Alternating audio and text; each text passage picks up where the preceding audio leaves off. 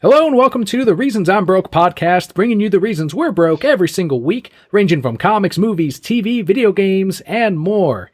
I am Darth Vader Daniel, and for another week, Papa Kelli has to get those wisdom teeth portions, get them out and get it healed, and unfortunately she couldn't make it to the episode this week either, but thankfully we have the Brocat Core that comes forward and helps out Papa Kelli and I with the show. And this week we have the return of Bobby at Cuban Slim, Mr. Funk Meebo himself, and then the debut of Jarrod. You may know him at Spoon Sandwich on the LGG stream, on Purple Swordfish's stream, and also on Twitter, and of course here on the shoutouts. Say hi to the Brocat Core, everyone. Hey everybody, how are you? Hello everyone, I have returned. The return of Bobby and the debut of Spoon Sandwich. With you, Jarrod, go ahead and let the Brocat Core know the first. I always ask the same question because I'm always very curious. What got you into the world of superheroes and really the fandom that is nerddom? All right, so superheroes, it would probably be as odd as it is the Superman game on Nintendo 64. Get out of here. Yeah, no, I loved that game as bad as it was, like, looking back on it. And then, I mean, honestly, I've always been kind of a casual, like the old Batman movies always intrigued me. Kind of got into comic books as a kid, always been into video games. It's just kind of flourished from there. That's insane. So the Superman 64 game itself, was that one of your first superhero video games or things that you experienced, or did you watch cartoons or any of the movies before then? I mean, I'd watched the cartoons, but I think that's what really kind of solidified, like, the fandom, like, the obsession. I played that game way more than anybody has a reasonable right to. But it was just the idea of, like, you know, you see the cartoons and, like, there's a storyline and stuff like that, but, like, being able to take control of a superhero and, like, kind of live as them on a really horrible TV screen at the time. But it just, you know, it brought it to a different level. And I think that's where it really kind of got started for me. Moving on over to Bobby. What is the last item you bought that contributes to the reasons we're broke? Let me see. That would have to be a t-shirt. I scooped in on one of those t-shirt deals for, I think it was $13 or $14. And I got the new logo on a shirt because I have some of the older ones. But when you put up the new shirts with the new artwork, I got one of those. Oh, you're talking about TeePublic? Yes, the TeePublic sale that was on. Oh, cool, man. That's awesome. I really appreciate it. I I didn't mean it quite as literally, like what the reasons I'm broke thing, but just like what, like amiibo or general item you bought that makes you broke. Yeah, like all that the was money it? I spent it. I spent it on the reasons I'm broke. Nice. No, too literal. Let's see. The most recent collectible that I bought, my comics every week, because I let it pile up for 2 to 3 weeks, even though the list has gotten small. And on top of that, I'm still saving money for a Hulk statue that's coming in soon from my local comic shop. And when that comes in, I should be able to purchase it. It's going to be expensive. I think it's like $350. I can't remember. You'll have to put up a ton of pictures when you do get it. Yeah. I'll put some pictures up. Can't wait to get it. It's the Planet Hulk version. So, Ooh, that's going to be a good one. So there you go. A little bit of an intro to our two guests this week, Bobby and Jarrod. Let's jump in with our opening as if it were a regular episode, and it is. But now we've got, in episode number 332, we cover the latest trailer from Shazam. DCEU Belugas have been asking for, when is the next Shazam trailer? And we got it this week. We're also going to cover George Perez's retirement. And the future of the DCEU as outlined by Warner Brothers. All of this and so much more on today's show.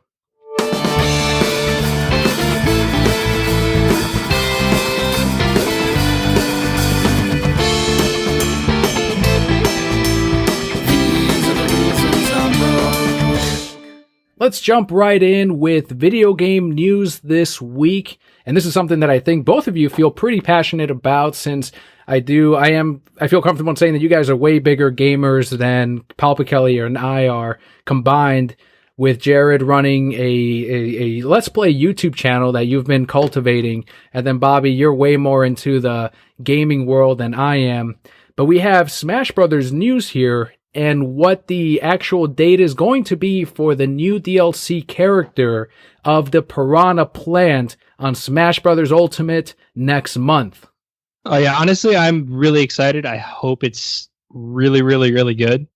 The idea of being able to play as Piranha Plant is kind of ridiculous, and I really hope that it's strong enough that you see some competitive play that really makes people embarrassed. Do you guys remember when they announced the Piranha Plant and people were treating this as if this was replacing one of their characters, as if now Gino is not going to make it because of Petey? That was the most ridiculous thing I've ever seen, to be perfectly honest. These characters have been in the works for way longer than I think a lot of people realize.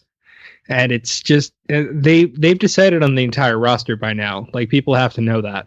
Before it was even developed, like the amount of work that goes into these games, the balancing, the characters, all kinds of stuff. And even when they come out in the DLC packs, they still don't get it right. Yeah, if they were listening to us, we would have had Corey in the house a long time ago. We also would have had Waluigi by now, like an announcement or something. So they're clearly not listening to us. They don't care. I think it's a little weird that we're getting a Piranha Plant. I think it's cool, but I think it's weird because it's a potted plant. But who knows? We'll see. The videos look good. It looks like they were able to develop it correctly. I'll be interesting to see how it does out there, with people messing around with it. It is going to be unique because it can't walk around, it has to bounce around. So that'll be unique. That's one of the things that they did say when they were choosing the characters, that they don't go by popularity, they just go by what would work well in their game. Yeah, absolutely. And that's kind of with Smash Brothers or something, a property like that. That's pretty much what you have to do. Although, honestly, I think they're excluding Waluigi at this point out of spite. They kind of should, shouldn't they? You can't do a Raimi suit Spider-Man kind of thing with this. Yep. They're going to do what they're going to do. And we're never going to get a Waluigi. That's going to be an ongoing joke. It keeps their name relevant, keeps people talking about it, so they love it. It's Nintendo. It's what they like. Yeah, exactly. It's free advertising for them, so why not keep the conversation going? 100%. And they know that even if they were to tomorrow add Waluigi on as one of the DLC rosters, people are then going to go, but what about this character? What about Goku? What about Superman? Yeah, exactly. Well, I mean, Superman, Goku, I think, could have a shot at it. Superman, it's not primarily, I don't know, even Goku. Superman's a Western character. That's never happened. So, I mean, unless we get, say, like Crash or something like that, I doubt we're going to see anything from a Western studio. Hey, you never know. They brought in Persona. I think it's hands off now at this point. We don't know what's up their sleeve now. Oh, it's definitely hands off, but it's also kind of like all hands on deck, because what are we going to get? What's the Western character, though, that you'd want to see? Like, we brought in Persona, but again, that's a Japanese developer, Japanese publisher. I mean, they can flip our heads and put the turtles in for all we know, so, like, who knows? Oh, I hope they don't put the turtles in. Unless they put them in as a team. Kind of like Ice Climbers. Or even like the Pokemon Trainer where you can switch between the different turtles. I think Corey in the House is my pick. It has been everyone's pick for a while, so that's not going to change on my end. It'll be interesting to see nonetheless. I'm excited to get another character in there. And then also for the rest of the announcements, because I have a feeling for their next Nintendo Direct, which I think is in March, we should get another leak, or not a leak, but another preview at the next character. Maybe they'll unveil the rest of them, but I don't think they will. And Dragon Ball is not out of the realm because that movie just came out. It's relevant, and it's a Bandai property, so it's can very easily be put in there. Dragon Ball is not out, I would say. Although, honestly, you know what really surprised me more than anything else about that whole situation? It's almost the end of January, and we didn't get a January Direct. You are correct. Maybe they're waiting for Kingdom Hearts to push through. That was my thought as well. It's definitely a possibility, but because they're doing simultaneous world launch on Monday next week, so everybody's getting it at the same time. That's true, but also at the same time, It's not an intent. It's not coming to the Switch, so I don't know. We don't know. I that mean, yet. other than one, well, it's not coming out of the Switch on the simultaneous worldwide release. No, they could launch it later this year, though. They could, and honestly, I would buy that in a heartbeat because that is the perfect game to be able to play in my car. Although Daniel wouldn't, because he would wait for another 20 years to buy it. Well, I'm still waiting for Kingdom of Hearts to release, and I hear rumors. I've seen some pictures of the game itself, like in people's hands, and there's some bootleg thing that just says Kingdom Hearts, so don't trust it if you come across it. Be careful out there. There's a lot of bootleggers and people trying to take advantage of you. Yeah, you definitely don't want to buy pirated software, people. See, I've already got an out for when Scott calls me out on this bet. All right, so here's the thing. What we all need in Smash Brothers, I think this was appeased to all the brokettes out there. We need a King Triton DLC Yes. character. It'd be too sexy. I mean, well, it balances out Bayonetta, right? It would, yeah. No, it would definitely balance out Bayonetta, but his like final smash has to be him just like ripping a shirt that he's not already wearing off, and just like gleams of light just floating out of his chest. I mean, they can one up this and just put it in Injustice 2, and it's a skin on the current Aquaman. I mean, that's super easy. Now we're talking. That's got potential right there. Either way, Julian is he's excited right now. He is. He's titillated. Julian, is your trident poking? I can hear the sigh already. Can't you just, though? Wait, was that a sigh or a snore? Is he sleeping? Someday I'm going to record the sigh, and I'm going to use it as my text tone on my phone. You got plenty to work with. It happens every couple of seconds. Exactly. It's just a little editing. Moving on over to the DC side of things, is specifically with Warner Brothers and the DCEU, the Pictures Group chairman, so WB's chairman on the movie side, Toby Emmerich, he's spoken about the future on the DCEU and what they plan to do with the future movies, as he had an interview with The Hollywood Reporter. To quote Toby Emmerich, he says, quote, "We all feel like we've turned a corner now. We're playing by the DC playbook, which is very different than the Marvel playbook. We are far less focused on a shared universe. We take it one movie at a time. Each movie is its own equation, an own creative entity. If you had to say one thing about us, it's that it always has to be about the directors. Our goals remain the same: to produce, market, and distribute the most diverse slate we can and not play the Disney-Fox game. Disney-Fox will clearly remain the number one studio. We're highly focused on DC on ramping up animation and on movies that contribute to the social conversation. We have a footprint in horror, and we don't believe comedies are dead. We want to continue hitting all of those genre buckets, as well as nurture and birth new franchises." Unquote. What do you think, Jarrod, right off the bat? I mean, honestly, I really like the move. It's just, you don't have to play the Disney game, and that's what everybody else is trying to do. Let DC be its own system. Differentiate yourself. Just let it go. You're not going to be Marvel. You don't need to be Marvel, and you shouldn't be Marvel. Marvel is doing Marvel. Disney is doing Disney with, live action Remix adaptations of things that I don't really know how you do live action lions and have it all be CG anyway. But it's what they need to do. They need to not worry about a continuous universe. They need to make good movies.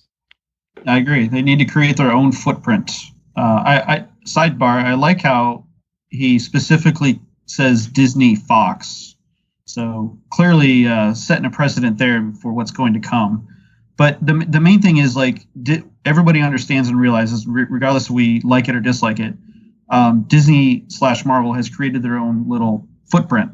And that's what I feel, and a lot of people feel, like DC has tried to fill or be equal to, or even better. And I think by this statement saying, like, hey, you know what, we're going to create our own footprint, and we're going to focus on things, and we're going to let it play out. I think that's awesome, but will they get behind it and do it proper and make their actual own footprint, or will it continue to slide down and we get subpar movies? That's the question. And then at this point, how many people have they disappointed to where, the next time, a new Justice League movie, or even the Batman movie that we're still owed, is going to come out, like how many people are going to say, well, you know what? I didn't like Justice League. Or let's go back further. I really didn't like BVS. I really didn't like Justice League. And, Aquaman was okay.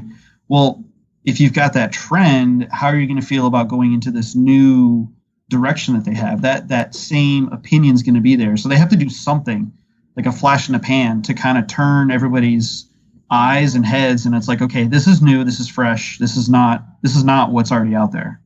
Well, I think that's what Aquaman has sort of been for a lot of people, where it has that weird effect that, and I think the big thing that made it so successful was the fact that they opened it overseas first, so that these Rotten Tomato bloggers and reviewers didn't get to it first. So that word of mouth from all the international markets hit the US first after they had seen it, and it was mainly positive, right?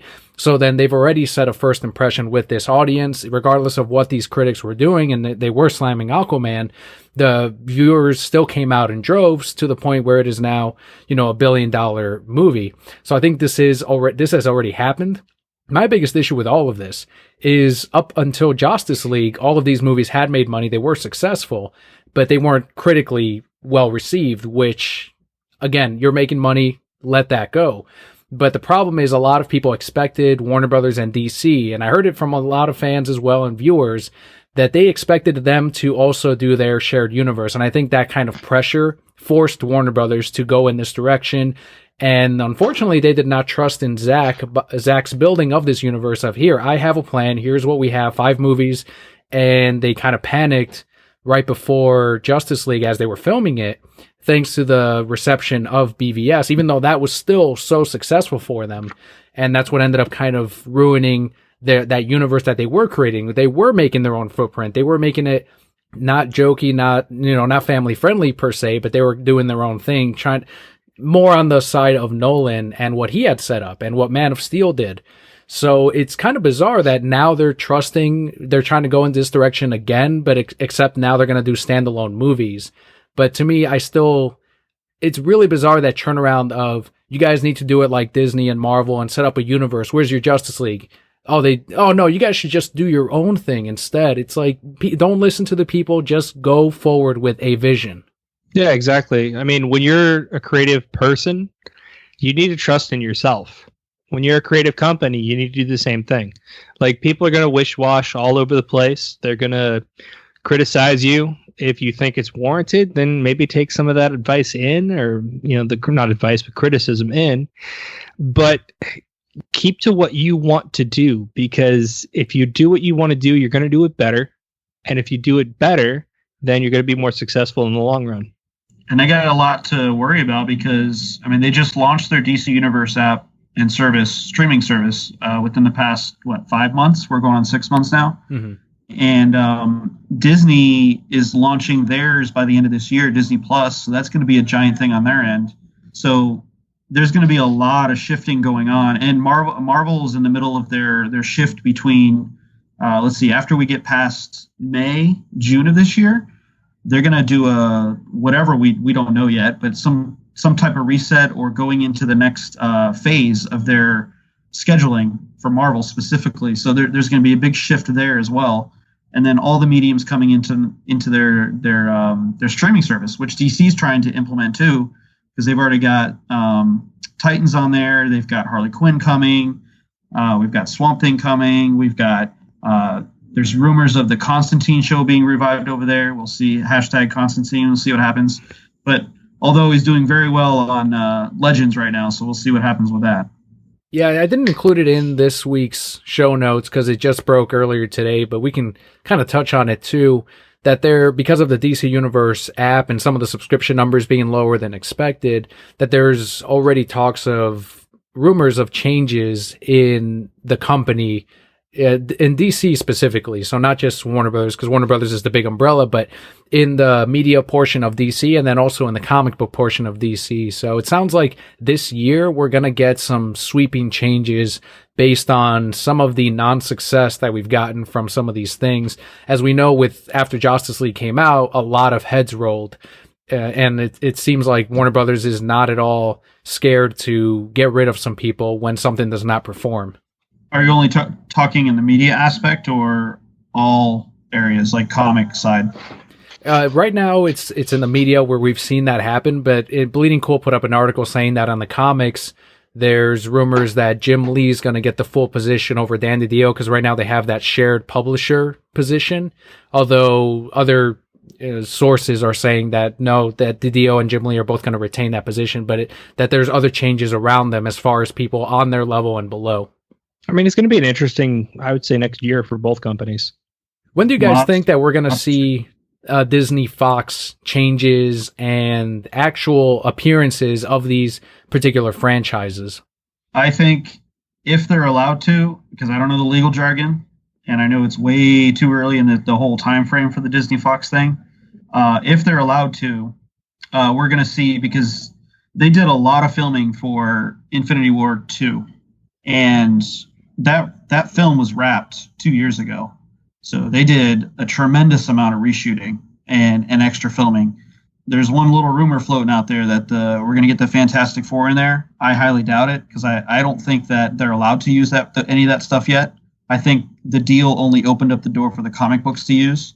So even if we were to get any of that stuff, I think it'd be a couple years out, because the deal itself is still stuck in the FTC, I think, still has a hold of it. So it's not even finalized. There's it can still get rejected at this point. And then as far as the other properties, like, the Alien and stuff like that, just to name one, like, who knows? That's like years down the road. I mean, honestly, when you look at it, you're probably right. They're probably looking at like past this whole arc of movies when they do some kind of reset or reboot, because you've got a lot of like weird continuity things, if I remember right. Like Scarlet Witch and Quicksilver are supposed to be mutants, but they're not. They're like Hydra experiments, basically, in the current MCU. So I mean, bringing, like, even if you just want to talk about bringing the X-Men into the fold, like, how are you going to explain that? So I mean, we're probably looking at some kind of reset of some sort before we start seeing a lot of these Fox things come in there. Because I mean, the deals line up with that kind of timeline as well. A little bit of opinion for the some of the MCU fans out there that are Brokehead Core members. So I'm glad that Jarrod and Bobby can speak on that end. I'm not as invested, obviously, in that universe. I'm not going to see any more of these movies, but it's good to know that you guys, where you think it's going to go. You say that, but you will. What have I seen since I don't even remember what the last thing I fucking saw was. You've watched the new Hulk movie, Hulk Ragnarok. Yeah, I think that was the last one. Yeah, that was a great Hulk movie. And you've also watched Black Panther. From what played in the show. Yeah, and I saw half of it at home. And yeah, see, watching them. And you're about to watch Infinity War, because that's on. I'm not going to watch Infinity War. I'm not going to watch that. I'm not going to watch Ant-Man and Who Cares? I'm not going to watch any of these fucking things. I hear down the hall, who cares? You missed that noise. Yeah, she'll return soon.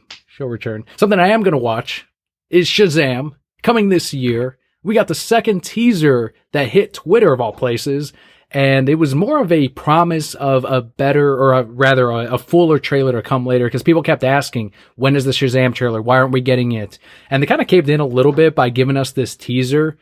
And I'm kind of glad that we did get this, because one, it kind of satisfied fans for a little bit in this pseudo drought that we have been getting. And two, it's the only DCEU film we're getting this year. So while Joker is still a ways away, releasing in October, I don't expect the trailer until maybe the summer. But it's kind of nice that we got a little bit of more action scenes from this particular teaser. Oh man, I am so psyched for this movie. Like, not even.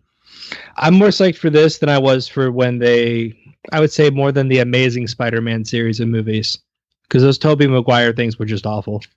Did you get a chance to watch this one, Bobby? Yeah, I saw it, and it looks good. I think it looks good since the first trailer. My fear is that, like, the people that don't know who Shazam is, and because it's being marketed as a comedy, which is fine, who cares? Knowing who Shazam is, yeah, that's he's supposed to be funny, because he's a what, 13 or 15-year-old child trapped in a man's body, a superhero's body, and that's how it works. Not working in a comic shop, like, it comes up all the time. We talk about it, and I have customers and or just people talking about it, and they're confused. They're like, this funny movie that's coming out that DC's putting out, and I have to explain what the character is, that he's actually trapped in, he's not trapped, but he's in that body. So when he's an adult, he's still a 15-year-old child. And that's why you're seeing all the funny things. That's why he's acting that way, because he's a 15-year-old just with a big muscular body with powers. So my fear is that people won't see it for what it's supposed to be, and it just turns out to be a very successful film, but a comedy, like a funny movie, and not an actual superhero movie. Do you think people are reading it more kind of like an Incredible Hulk effect, where he turns into a different person completely when he transforms into Captain Marvel? Exactly. Like, they don't see that. When I explain it, they get it. But everybody I've come across that has mentioned it, or we talk about it, they're like, he's a big muscular superhero, because they don't know about Shazam, and he's acting like a child. And I'm like, exactly. That's what it's supposed to be, and they don't get it. So I have to explain what happens, kind of spoiling, unfortunately. But I mean, it's not spoiling. You read the book, you know what happens. Like, they tell you that in the trailer. That's exactly what happens. And it kind of makes more sense, I guess, but whatever. People won't understand it that way. They just see it as a guy acting childish. Yeah, honestly, I feel like it's a really odd thing, just in my opinion, that book isn't more popular just as a character. I mean, if you think about it, what 13-year-old hasn't thought about that kind of thing happening to them? Yeah, and it's based off the New 52 Shazam story arc that ran through the Justice League books. It was on the back of each Justice League book, and Jeff Johns wrote that entire run, and it was a small snippet in every issue on the back. And then what they did collectively at the end is they put it in trade paperback so you can read it all at once. From what I can tell, it's mimicking that storyline exactly. Correct me if I'm wrong, Daniel. He co-wrote the screenplay actually to this movie. Yeah, so it should be word for word. I mean, minus what they can't do in a movie or chose not to put in. But you can see it in the trailer. That's the same Billy Batson we're getting. The scene in which they're in the convenience store and they're trying to buy alcohol comes straight out of Jeff Johns' mini stories in the back of that New 52 story. Exactly. And the Rebirth line right now of Shazam is also written by Jeff Johns. So I feel like we're almost getting some hints of what could be in the sequels, because we know we are getting the rest of the characters, the rest of the Captain Marvel kids in this, I think they're referred to as Marvel Family, but I don't know if they're going to call it that in this, that we're going to get introduced in the first film, and then we'll probably see in the second one. One change that I did see is it looks like Dr. Sivana does have superpowers as well, like lightning powers, and that could just be to really spruce up the movie, because it'd have to be a more heady type of plot if they went for a more accurate portrayal of who the villain is from the comics. And to tag on what you guys were talking about, I think it was last week, you were predicting where Black Adam will show up. I think Black Adam's going to show up at the end of the film and have a short stint. I don't think it's going to be a stinger scene at credits. I think there's going to be a little bit of involvement there at the end of the movie, leaving it as a cliffhanger going into the next film, which will be the next film would be a solo Black Adam movie, correct? Yeah, that's what they were saying, that the next one will be Black Adam. Honestly, I really like that idea. Yeah, I think they're going to heavily involve him, and why not? It's the Rock, so they could sell who knows how many more damn tickets just because of his involvement. If they keep it as a stinger, it's a secret, and you're hiding this money pit, quote unquote. Yeah. So I think it'd behoove them not to. However, would they want to tip their hat with a trailer the week before the movie comes out, like Justice League? They spoiled Doomsday, which I think was a terrible mistake, but whatever, marketing. I mean, they could do that and let The Rock's name/face just sell tickets the last week and have a massive release, or keep it a secret and let it be at the end of the film regardless. I mean, I don't know. They have their strategies, but I think either one would work. Yeah, I mean, honestly, I think either one kind of equates to the same situation at the end. They really have a gold nugget here with The Rock as Black Adam because that man sells tickets regardless of what you put him on. This guy could be any DC character, and I know he had said in the past that he had the option of playing either Billy Batson or rather Captain Marvel or Black Adam, and he chose to go for the villain. So whoever he chose, there's gonna be an outpour of people and fans and viewers. He's really carved out this whole little path in the film world that anyone that signs him on is going to make money. Yeah, and he's played villains before. When he was in Fast and the Furious, his character starts out as a villain. Hobbs. Mm-hmm. Hobbs is actually a villain. He's a heroic character because he works for the police or whatever the hell unit it is. He ends up being the villain to the Fast and the Furious team, and then over the course of I think 2 films, he ends up coming into the fold because he understands, and then upholding his duties, he still is no longer a villain. He's part of their team in a way. Yeah, they kind of really do the enemy of my enemy is my friend kind of situation in those. Don't he and Vin Diesel have some kind of hand-to-hand fight in one of these movies where I think I saw a scene on YouTube where Vin like slams or stomps on the ground and the concrete of this particular parking garage like collapses underneath The Rock. Is that Fast and Furious that I'm thinking of? Yeah, it's number 5, I think. The first time they meet, they fight. Yeah, it's scenes in there are a little bit like. Besides that, the movies are great. But like, you take some of that crap that they put in there, like they put a little bit with Rock where I think he jumped off one of the floors, and it was a little ridiculous. I was like, he practically flew. Like, what is going on here? But whatever. They also had scenes in a few of them where like there was that one where they were driving a supercar across buildings that were not connected. I mean, over the top stunts are kind of like their whole thing. True, but some of that stuff you can look past. I mean, it happens for a second and it's not, whatever. But I think it was part 6 where The Rock fought Jason Statham in the open scene in the movie, and that was a good fight because they're both fighters, obviously. I remember The Rock specifically, they had a nice camera shot of him using his rock bottom move on Jason Statham right through a glass table. It was great. Just to kind of wrap up the Shazam teaser news on it, the biggest thing that a lot of DC fans have brought out of it are the comparisons to Man of Steel. There's a couple of scenes in there that look like they're references to Superman, and a lot of people are taking this as confirmation that Henry Cavill is going to make some kind of cameo appearance in the movie, completely ignoring the fact that we got an image from one of the producers with Henry Cavill on set of Shazam. So it's kind of like, yeah, we kind of already knew that Superman was going to show up. We know Billy Batson is a big fan of Superman and Batman. He has collectibles. He has a Batarang that he collected in one of the crime scenes, or maybe he bought on eBay. Who knows what the story is going to be. But with the different references of them punching each other throughout the sky in the cities, just like in Man of Steel, how likely do you guys think it is going to be that Superman will show up by the end of the movie? Honestly, I don't think maybe not this movie, but definitely if they continue making them, I can see that. Even with all of the clues, maybe like a second movie. I don't know. I feel like it's a little obvious. I wouldn't care if he shows up for 2 minutes just in passing to like punch him or something. I don't know. Like, hey, I heard about you. Let's go test. Let's go battle for a second and train. I don't know. Who knows what corny thing they could do. No, there's a lot of options for like a kind of a Mr. Miyagi kind of situation with that too.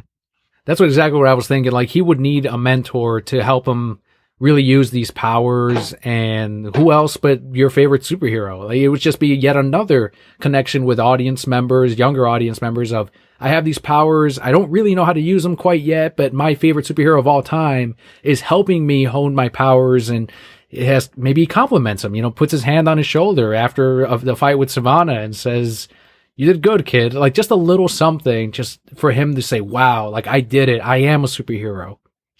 Yeah, true. And it also brings out the option for them to like just again reinforce this is like a 13-year-old kid in an adult body. Like having him fangirl over, Superman is a great way to do it. Gives him a big hug. Can I join the Justice League? Exactly. Like some of my favorite moments was Shazam. I mean, forget his power and the things that he does, but like when they're in moments where they're like at the in the tower and they're having important discussion about planning to go save something, Shazam shows up and every word out of his mouth is a 12-year-old, 13-year-old. hit all his comments, all his retorts, and everybody just looks at him like, what? Like, shut up, kid. Just fly over there. Hit that. Go hit that. Honestly, I think my favorite parts of Shazam, though, are the ones where they're like, oh, yeah, no. And it's like him completely flirting with somebody who's completely unavailable based on his actual age. Yes. But you get that great dichotomy of like you're seeing a fully adult grown man who sounds like a 12-year-old who's hitting on somebody who's usually appropriate for the body of him. But like, and it's just like the nope, not okay. But it's hilarious every time, and it never gets old. I was reading a recent Nightwing book. I think it's in the current run, and there was a crossover with the Justice League, and they were I forgot what it was about, but the same scenario was playing out where they were all meeting, and Damian was there, and Damian was like messing around with Shazam, and they were like literally acting like children, and the Justice League had to tell them to shut up. Because they were acting like children. So it's like moments like those, like this big beefy guy, and he's in that room with all the superheroes, and he's off in the corner playing with another kid. Yep, exactly. And that's really what makes the character great, in my opinion. I agree. The one cameo I do want to see, I'm going to go a little bit dark here. One cameo of a character hitting on Shazam, knowing fully well that he is a young boy in the body, and that is of pedo perv James Gunn. Let's get James Gunn in this. He's not doing anything right now. Let's get him in this movie trying to hit a little Billy Batson. He knows that he's a little boy, and it's just Billy. Like maybe he punches him and knocks him out and throws him in jail. That's the cameo I want to see. I mean, he knows he's a little boy, but he's man enough for him. He's already over there working on Suicide Squad. Why not? Yeah, he's right in the same lot. Just plug him in. Oh, man. Shazam is set to release on April 5th of this year in North America. We're actually going to break up the news this week since we don't have a comic book highlight or a film review. And let's head straight into our Patreon shoutouts of the week.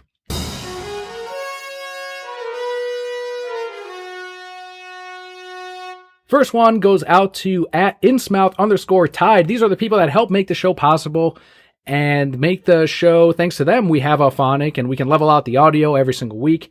And @insmouth_tide tweeted, quote, "What's a comic series you haven't read that will make you lose some comic geek cred? Mine's Saga," end quote. What about you guys? What do you think? Is there something big you haven't read that would make you lose comic cred? Have both of you read Watchmen? I have read Watchmen. Honestly, though, not that I have that much cred to begin with, I would honestly probably say that Saga is mine as well. It's a must-read, man. Probably Saga. I've only read issue 1. Unfortunately, I own the first 3 trades. I just haven't read them yet. So there's enough cred to be ruined right there because I own them and haven't read them all. My answer right now would be Deadly Class, since it seems to be the hot thing right now. A lot of people are asking about Deadly Class. Do we have the trades? Do we have the comics? I know the first episode went up for free, I believe, on YouTube. So that's going to be mine because customers are like, oh, you haven't read it? And I'm like, no, I honestly haven't. It's not one that I picked up even before it got optioned as a TV show. I could also say The Walking Dead because I own every trade for that, and I haven't read a dime of it. I've watched all the shows, but I haven't read it yet. So I guess that's a better option. I hear the comics way better, but I can't honestly say. Yeah, I haven't read it either, to be honest. I got through about 3 seasons of the show before I kind of stopped watching. It's definitely on the downturn. I've seen that the trades have slowed down completely in the last year, and that, of course, reflects with the show losing viewers.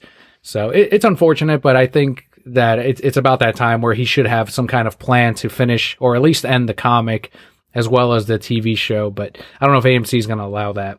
Next shout out goes out to Elizabeth on Twitter @eplifts, who tweeted out, quote, "Vacation approved and Airbnb booked for C2E2," end quote. That's awesome. You're going to C2E2 again this year, right? I was planning on it. It's my favorite convention out of all the ones that I go to and I have ever been to. But honestly, it's set. They moved it up in the year to March. And in March, it is legitimately cold in Illinois.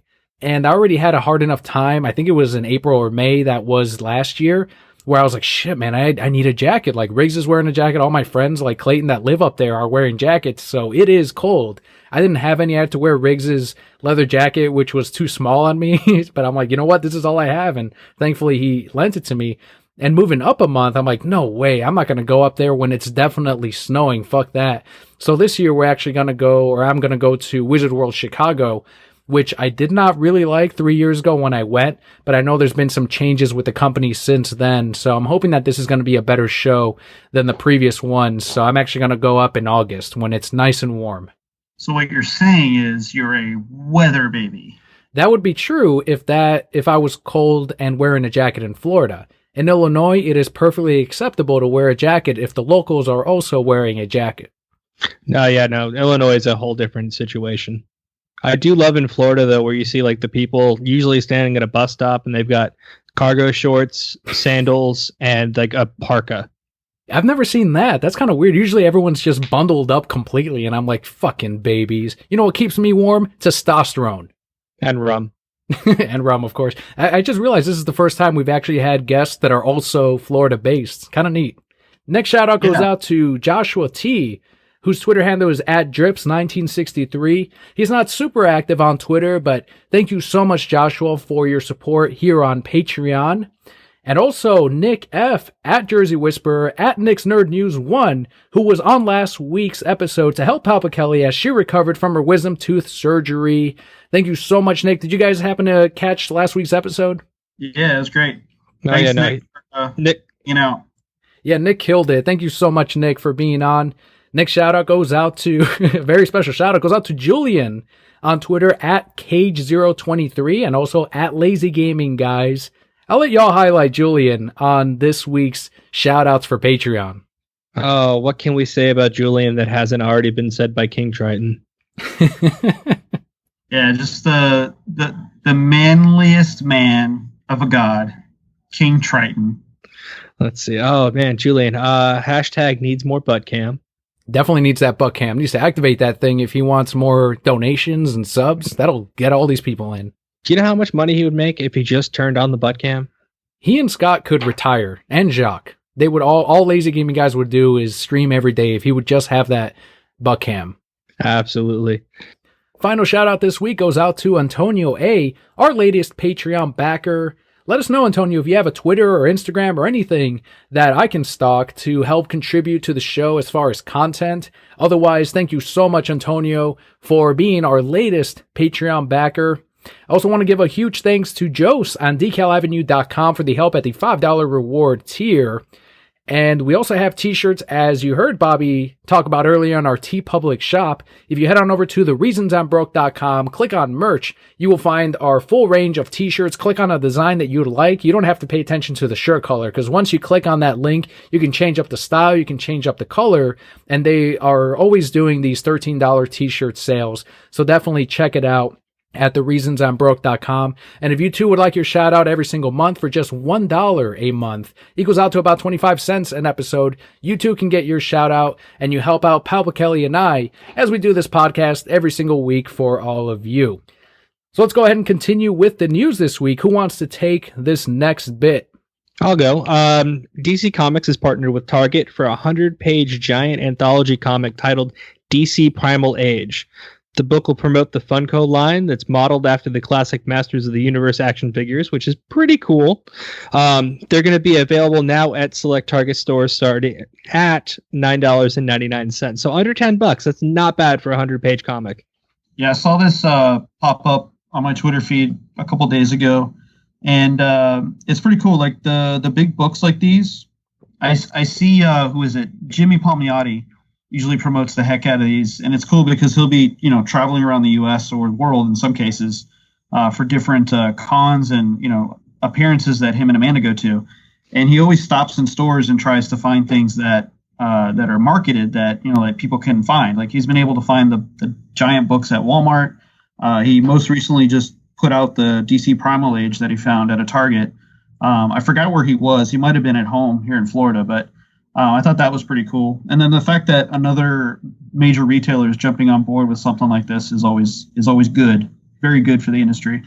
Yeah, I know a lot of retailers initially were a little bit turned off by this because people like Tom King and Jimmy Palmiotti and some of these industry people were writing exclusive stories that you could only get from these comic books. So a lot of these fans and retailers were like, oh, I can't get this at my local comic shop. What's going on? And I remember Tom King specifically, it might have been Tom or Scott Snyder saying that they didn't like it, but it's kind of like a pseudo contract thing where it's like, well, you know, this is an opportunity or it's an extra side thing that we can do to help promote the brand and help promote the characters.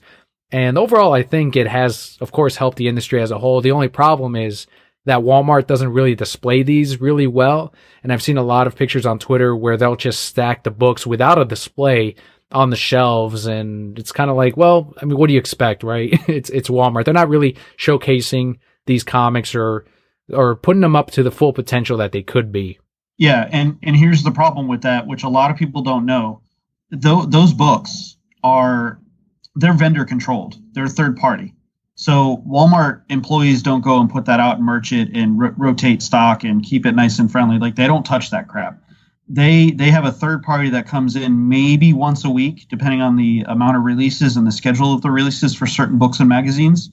And they pull the stock out, or they have it with them, and they put it out, they merch it, and then they walk away and they won't touch it again for another week or two, whatever their rotation schedule is.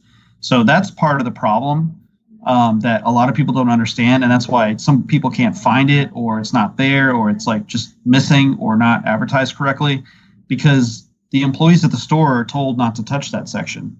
And then the same thing will be at Target. Target won't control that either. That's going to be a third party company that comes in and manages that specific inventory.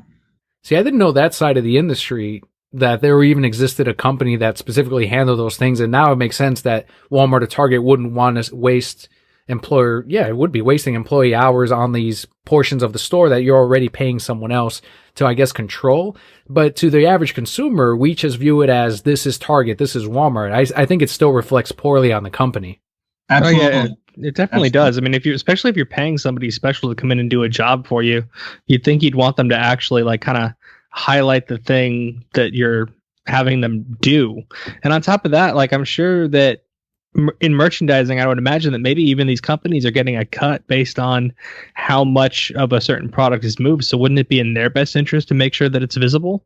Nah, they won't touch it. All my years at when I used to work at, I don't care saying, Office Depot, it's all vendor controlled. And I can tell you right now, as running a store, I could care less about that section, because the dirt bag that they would send in once every 2 weeks or 3 weeks or 4 weeks, whatever the rotation they felt like coming in, was all on them, because I made no money off those books, because there was no money made until it was actually rung up. It's just like, think of it as gift cards. That's how books function in all stores. And this goes to grocery stores too. So Publix, all your food chain stores, whether it be Food Lion or, whatever grocery store is near you, Walgreens, those are all vendor controlled. So some rando that comes in and gets paid minimum wage comes in and has a little booklet that they read and tells them where to put the magazines and which ones go where and which ones they have to tear up and throw away. So it's very poorly managed. That's part of the problem. And then when you feed this into a big giant chain like Walmart and or Target, and of course you're putting some big title names in there, Tom King, for example, yeah, people are going to get pissed, because now you can't find the book, for one. Two, like Danny was just saying, it's poorly merchandised. Well, it's a reflection on the store, but the store's not going to care. Walmart's not going to care at all, or Target's not going to care. It's the people that have to suffer that not getting exposure to it, which is the reason why it was there. That's the problem with it. It's a poorly system in the first place. Like, I'm not kidding. Like, it's poorly managed, and it's whatever store you're at is not going to care about that periodical section at all. Oh, yeah, no, I wasn't saying that Walmart would care about the periodical section, but like, I would assume that the company that's sending the, minimum wage, slob, as you described them, dirtbag. is getting, dirtbag. That was the word I'm looking for. is getting at least some of their profit from how many of these things are getting sold.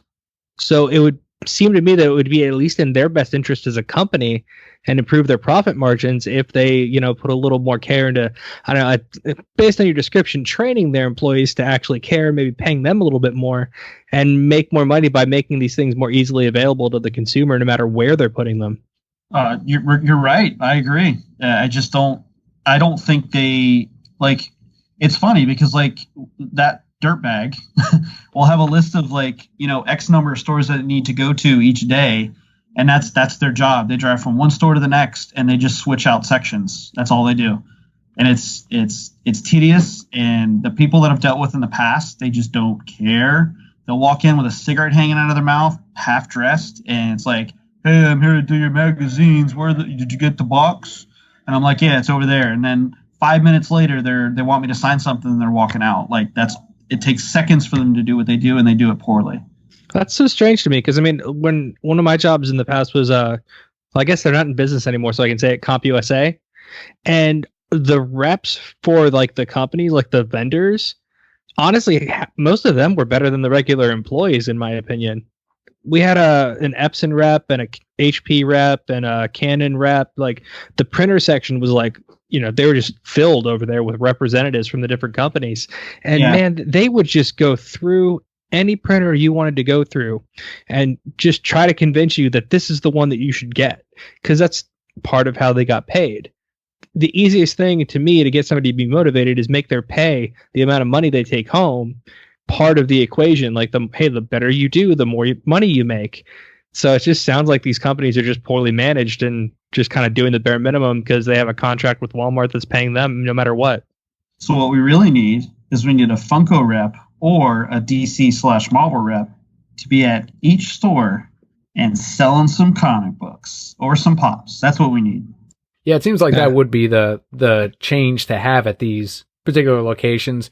I know I'll be heading, next time I go to Target, I'll be looking specifically for this anthology, since it's also, I believe, the first in-print appearance of this particular DC Primal Age line. So at least as a collector, I kind of want to see what that's about and own a copy. Yeah, I'm also really kind of curious as to the change that it makes. Like, how many of these people actually convert into going into a comic book store after getting this? For little kids especially, this might be their first. Because you don't see comic books in Walmart very often. So seeing something like this and getting hooked on it, like it is good for the industry. But I'm really kind of curious as to like the saturation rate to which these kind of contribute. Well, I mean, a direct indication is, as we go into our next topic, there's a solicitation by DC in April, the April solicitation, leaked on 4chan. It was revealed that the Titans and Damage books will be canceled that month. Bleeding Cool has speculated that a new #1 for Titans will launch this summer, or when Season 2 of DC Universe's show releases. Yeah, the shows and the movies definitely have a short-term conversion with comic shops. I can say that from experience, where whenever the latest insert superhero movie here that's successful happens, we will have an influx of sales on merch and books for a couple of weeks on that particular character. But I'm sure a very small amount of those actually convert to longtime readers, because I never have any of those, like, oh, I'm looking for the Miles Morales comic book and I want to start a subscription to Miles and any other Spider, like that never happens. But instead, we sell an extra trade, an extra Funko Pop, a blind box from Spider-Verse, or even one of the Spider-Verse comic books from the back issues. And it's like, great, all of that helps. Every little bit is great, but it's not a long-term conversion. So I do think that there is a difference, though, with this and the Walmart books, in which maybe that is someone's first comic book, I think, as Jarrod mentioned a little bit earlier today. And then they want to go, where are more comics? Where can I get more of these? And that's where then, it does go into a comic shop visit. And then it's the comic shop's job to, make it an experience for them so that they do return at a later date. I was just going to say, in your setting, usually it's with the Marvel movies/shows and the books. Now that we have a DC show in Titans, are you experiencing that firsthand with folks asking about Titan books that are trying to get into it and they can't because it doesn't line up with continuity based on the show? I don't have anyone asking for Titan stuff right now, and I think it's because the sub numbers aren't quite as high as people wanted it to be, or at least Warner Brothers wanted it to be. I have a lot of subs that talk of Titans with me all the time, and they're like, yeah, I'm liking it, I like this, that, but they're already readers. They know what the game is. They know that these things aren't going to line up. So in Titan's case, no, I haven't had that. Yeah, I mean, honestly, I feel like that's kind of the downfall of it, is they marketed it directly to people that were already buying their product. Yeah, it's definitely more of an enhanced, I guess, experience for the people that are already into it. I know I've overheard some casual buyers that do mention and talk about Titans, but they're like, yeah, Cyborg's not in it yet. And to them, they grew up on the cartoon for Teen Titans and not necessarily the George Perez comic books or any of the books before then that were titled Teen Titans. So I think that they're more expecting the cartoon as opposed to what the actual Titans books are today. Oh, I forgot about the Teen Titans Go movie too. So I guess that's a third one or another avenue. As far as this particular news story, yeah, I think Titans will come back. It'll just be later on, and it wasn't a great selling title, to be honest with you, and I think that's a result of the characters that were in it, especially now that Nightwing is not an active member. And Damage itself, I think it's just another title in this line of New Age of Superheroes that simply did not work out, unfortunately. And it looks like that's not the only cancellation from DC. Scooby Apocalypse is also going to be ending, as reported by Bleeding Cool, and that is going to be the end of all of the Hanna-Barbera cartoon or comic books, not including what they might do with Scooby-Doo Where Are You and Scooby-Doo Team Up, which is basically an adaptation of the show but with original stories. And according to Bleeding Cool, a good source at DC claims that Warner Brothers executive is unhappy with how they've reinvented a lot of these licensed properties and characters. For example, in Scooby-Doo Apocalypse, it is, as it says, an post-apocalyptic world where monsters are real thanks to nuclear war, and it's in the future, and Scooby-Doo is talking because he's got this tech piece on his head, and it actually worked out well. The book does sell really solid. And over the last 2.5 years, the Hanna-Barbera comics have done extremely well for DC Comics, especially the one-shots that cross over. For example, it started off a few years back with Bugs Bunny and Superman, and now we've gotten these other crossovers like Porky Pig and Lex Luthor, which was excellent by Mark Russell. But this particular executive, it does not like this change in a lot of these characters. Do you guys think that's warranted as far as let's say you're running a company? Do you think this is an excuse to try to rein all of these things back to a more classic approach? I mean, it definitely could be the case, but I mean, for me, it really all comes down to like, how are they selling? You also have to worry about today's youth, since, to be fair, a lot of books are aimed at youth. How familiar with the youth is, a lot of the Looney Tune characters. They're not super popular anymore. We see other things that we're exposed to so much. I grew up on Looney Tunes. I mean, maybe our demographics for a target would work. Scooby-Doo not so much, but I mean, even with the kids, how relevant is Scooby-Doo to the kids? I know there's a cartoon still out there, but is it as popular? Are kids actively watching it and talking about it or wanting to watch for the next episode? I think that might have a lot to do with it. I'm with you there. Now, Scooby-Doo is the exception. I am completely sold out, and I can't keep it in stock for the Scooby-Doo comic books. And I mainly sell it to kids, which is really interesting because I'm like, what cartoon is on? But I'm not paying attention. So there's got to be a Scooby-Doo cartoon on television right now because the comics, the classic Scooby, not Apocalypse, but the classic Scooby stories sell all the time out of my kids section. But I think it is, as you mentioned, more of a concern of brand protection and really trying to make those characters long-lasting at the end run. I honestly don't think it hurts them, but someone at Warner Brothers who's probably smarter than I am at this stuff, because that's their job, sees something that I guess we don't. Yeah, I mean, they definitely saw something they don't like. It is what it is, honestly. Yeah, they probably just want to keep it classic and, keep the posterity of the characters that they have, the properties that they have, and get it back to basics. It happens every once in a while with a lot of industries. I know they've crossed over. I don't know if it was only Scooby, but I know Scooby for sure that they've crossed over into WWE. So I know they've done that joint venture with that property in particular. So that, of course, will get some exposure to kids as well. Well, I mean, even in the older cartoons for Scooby-Doo, they had crossovers with celebrities all the time. How many times were the Harlem Globetrotters on there? Yes. Oh, yeah, thousands of times.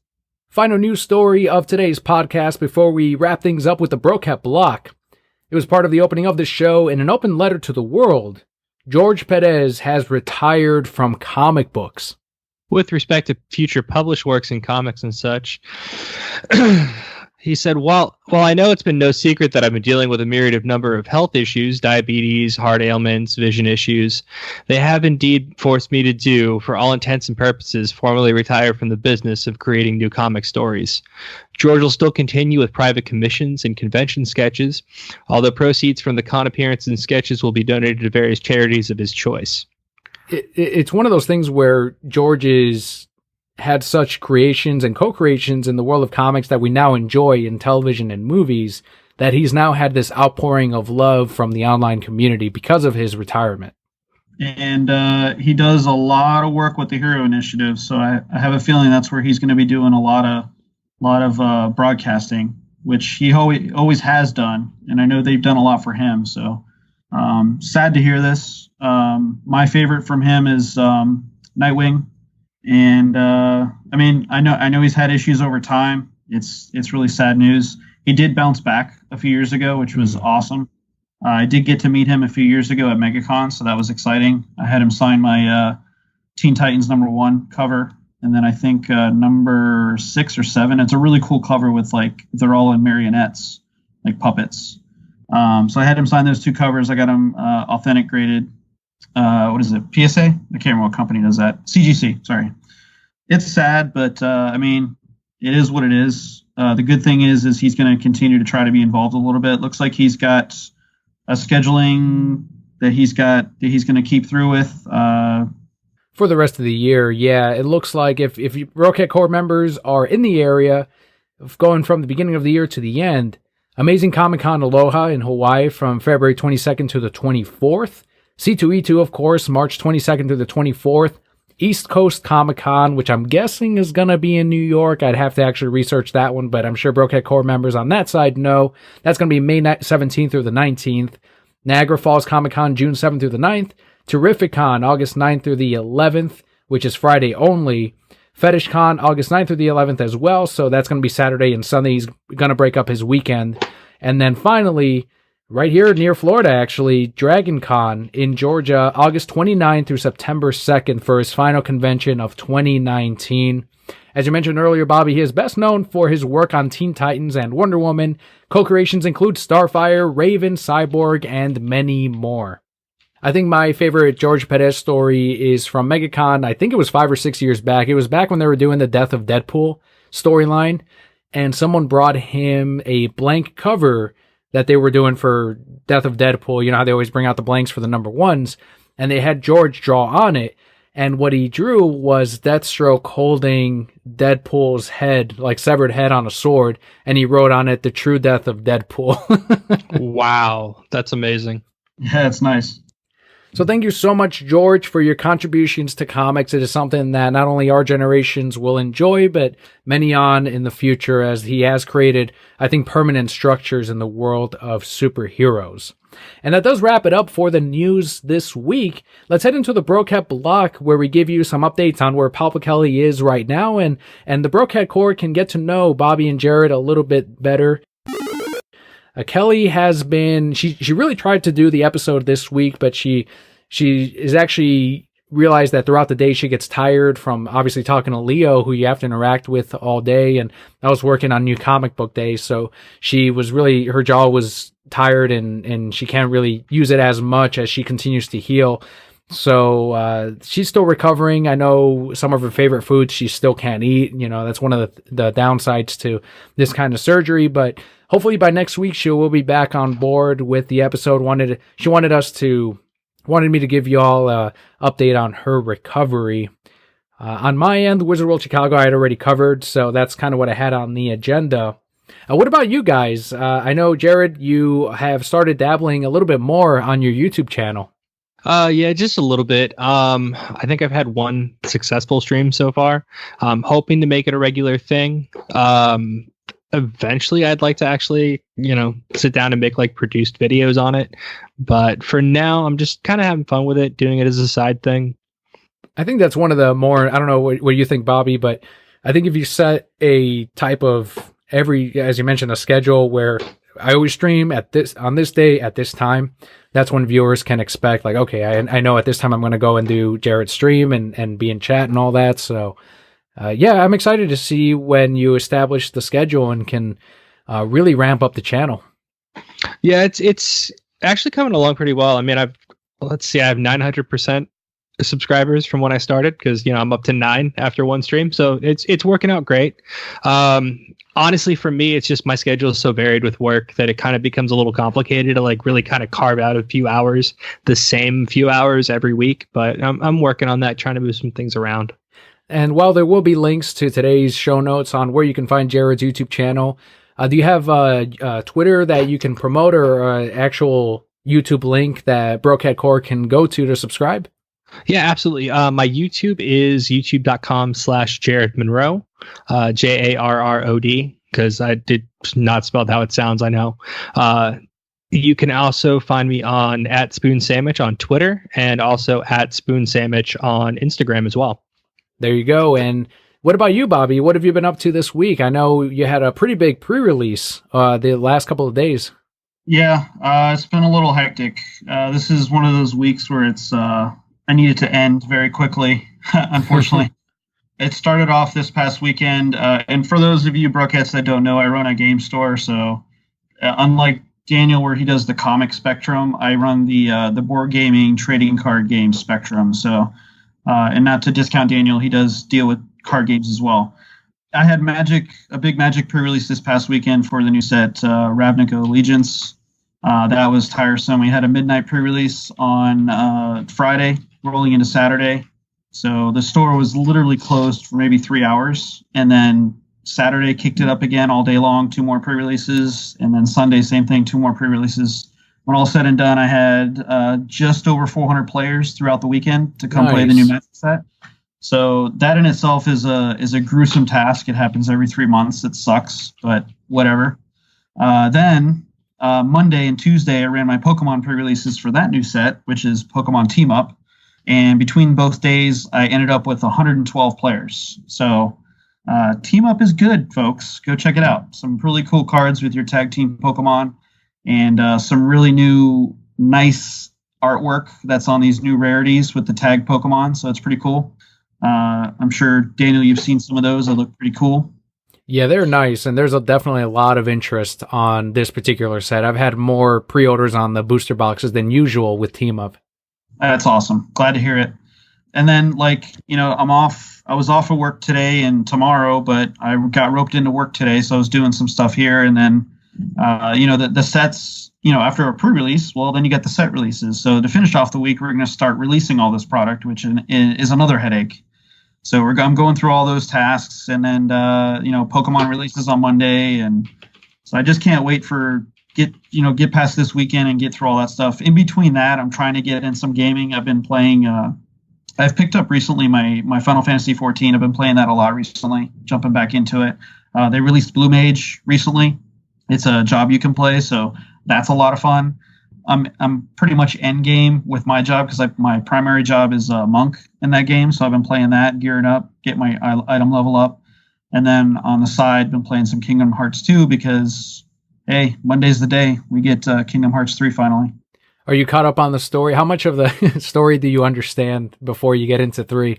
I'm gonna have a gap, because unfortunately I have always owned Dream Drop Distance and Birth by Sleep and all the other ones on the DS, the 358 Quarter Days and Chain of Memories. I've owned all those, but I've never actually played them, sadly. So I've just never gotten around to playing all of them. Originally, when Kingdom Hearts 2 was out, I got all the way through towards the end, and I didn't finish because I was too busy trying to level up my final form, wisdom form, and all that stuff. And that's kind of where I fell off. So I've been playing the PS4 version recently to get caught up on the story. I know I'm going to hit a gap, because obviously I didn't finish 2, and I never touched Dream Drop or Birth by Sleep.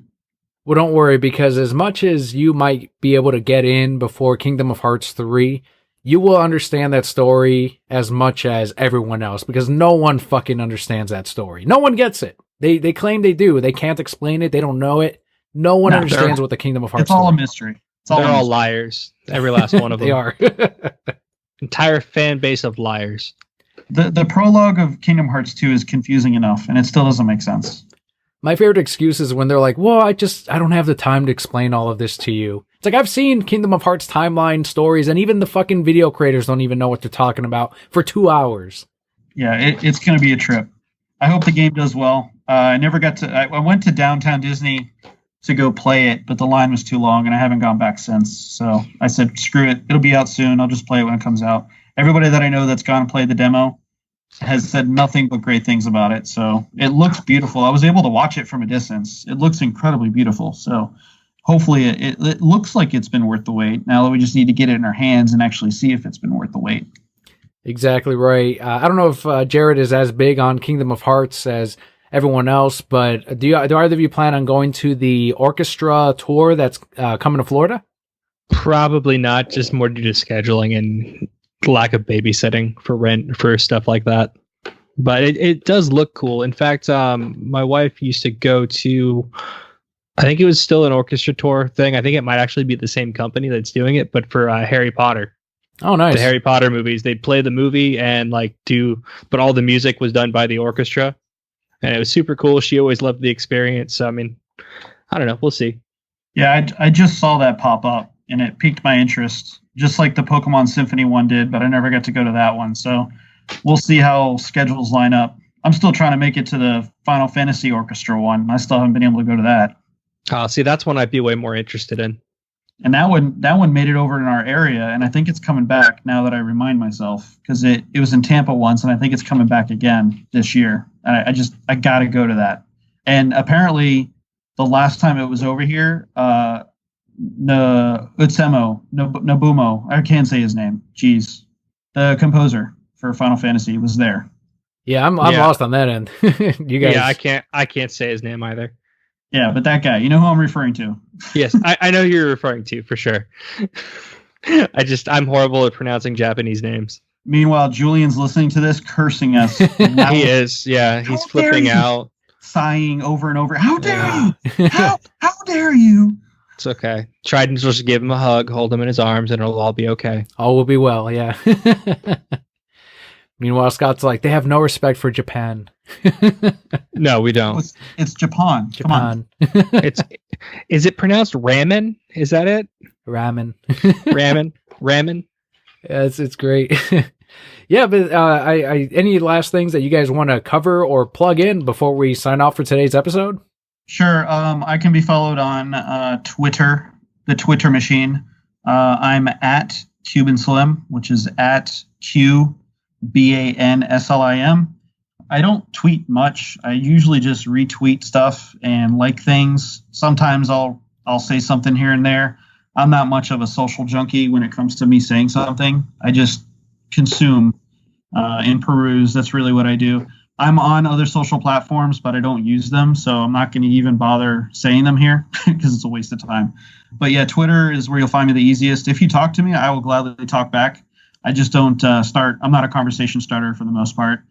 I play a lot of games, so if you got gaming questions, I'm not your Kingdom Hearts expert like Julian, or your Call of Duty expert like Daniel, or your Assassin's Creed expert like Jarrod. But, nice, very nice. I do play some games, and I do consider myself an Assassin's Creed expert, actually. I've played every single game 100%, except for Odyssey, and that's only because I just got it. So Jarrod is ahead of me the current moment. And I have to ask you, Jarrod, have you played all of the rest of the Assassin's Creeds? I have not. I got really into it for a while, then I took a break. I played 1 and then all of the Ezio trilogy, and then 3. I wasn't feeling it that much. I took a break, and then I heard so many good things about Origins, and I'm like, I still don't know. And then Odyssey, they got me with the Greek mythology. It's one of my favorite periods of history, and they do a really, really, really great job with it. All right. Well, I got to say, at least you played the Ezio trilogy, because that is fantastic. I'll excuse you for one, because that was just a terrible mistake on their part. I was just going to say, I feel bad that you called me the Assassin's Creed expert when you played more of them than I have. Well, I thought you had played more, but apparently I'm wrong. I'm learning too. No, I'm just jumping on the bandwagon. That's all. Well, do yourself a favor, and if you can, go through and play 3. There's an awesome thing at the end there that if you go to 4, which is Black Flag, Black Flag and Part 3 tie together very well. Some nice, awesome moments in story there because it all connects. And then I think it was Origins you said you hadn't played? Yeah, I have not played Origins. Honestly, once I'm done with Odyssey, I'm probably going to pick it up, though. Origins was a giant breath of fresh air. The world itself is enormous, huge, so big. The amount of time that they spent on the landscapes, because it's all in Africa, or what I guess you could deem as Africa for ancient Egypt. But yeah, it's Africa. Yeah, it takes place during those times. Well, you do travel to a couple different areas outside of there because it's dealing with the Greek. I think it's the Greeks or the Romans invasion of Egypt. So that storyline's twisted in there. It is fantastic. I loved it. And there's also a little, if you're a Final Fantasy fan, there's a small storyline that's plugged in there from Final Fantasy 13 with Noctis. So that's pretty cool. Oh, that is pretty cool. No, I'm definitely going to check it out next. I just got to get around to actually finishing Odyssey first. I try to do one game at a time, but it never works out. And I misquoted, not 13, 15. Final Fantasy 15, sorry. Oh, gotcha. Look at that, Professor Bobby laying down some gaming knowledge there. Right? No kidding. I didn't know I was coming on here to get schooled. That wasn't the intent. No, you're good, man. It was great. Do you guys have PSN handles or Xbox tags that you want to share as well with Brokehead Core members if you want to get stranger friend requests on there? Yeah, for sure. Honestly, like pretty much everything else, it's at Spoon Sandwich, or it is Xbox. It's just Spoon Sandwich, same as I am pretty much everywhere else. I try to keep it pretty consistent. And mine's the same. I'm on the Xbox, same name, Cuban Slim. And PSN, Cuban Slim, but PSN, I don't pay for PSN, so not going to online game there, sorry. Xbox, I do with the online gaming, so I can communicate on both forums. I'm also on Switch Online, same name, but I think when you do that, you have to have the friend code. So just hit me up with that, and we can do something there. By the way, the three of us, we need to get on Switch. Yeah, we really do. We need to do some Broquette Smash.